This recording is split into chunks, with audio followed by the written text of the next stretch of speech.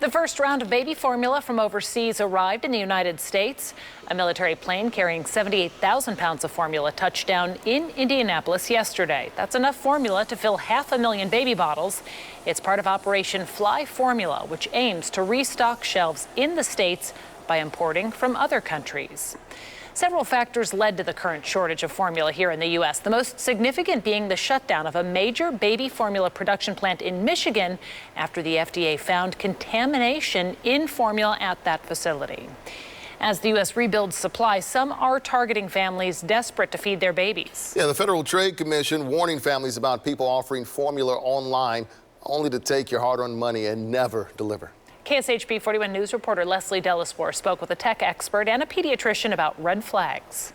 Because anytime there's a crisis, cyber criminals are always looking at ways that they can make money. Even during this baby formula shortage. So it doesn't take much to go in the marketplace, take photos of baby formula, and then post them online in order to lure people to trick them out of their money. With store shelves empty, tech expert Burton Kelso says don't trust everything you see online. Because criminals will take ads out on Google searches, so those ads will actually appear before a legitimate source on Google. Kelso also says check reviews, company history, keep track of shipping, and use a credit card instead of a debit card to pay. Getting strange demands for like gift cards for payment or even asking to be paid in cryptocurrency, that definitely should be a sign that you need to leave that website. And if you are indeed scammed when purchasing baby formula, you're more able to get your money back quickly with a credit card than you would be with, say, a debit card. Most importantly, stick with larger, well-known sites and be cautious when it comes to third-party vendors. People that turn to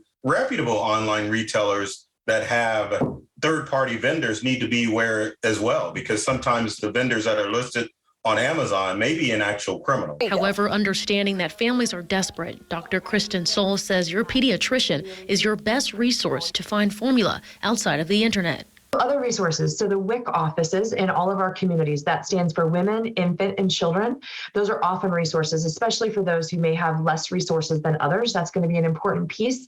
They can be useful. Your health departments can be useful, as well as your pediatrician, family physician, primary care offices. With families fighting to feed their babies and online criminals taking advantage, Dr. Soul adds it's important families think about others in need. Is to not hoard those supplies. We get how scary this is, but trying to think about 10 days to 2 weeks in front of ourselves is a really important thing to think about. So just buying what you need is a really hard thing to do, and yet something that's really important. In Kansas City, Leslie Delaspore, KSHB 41 News.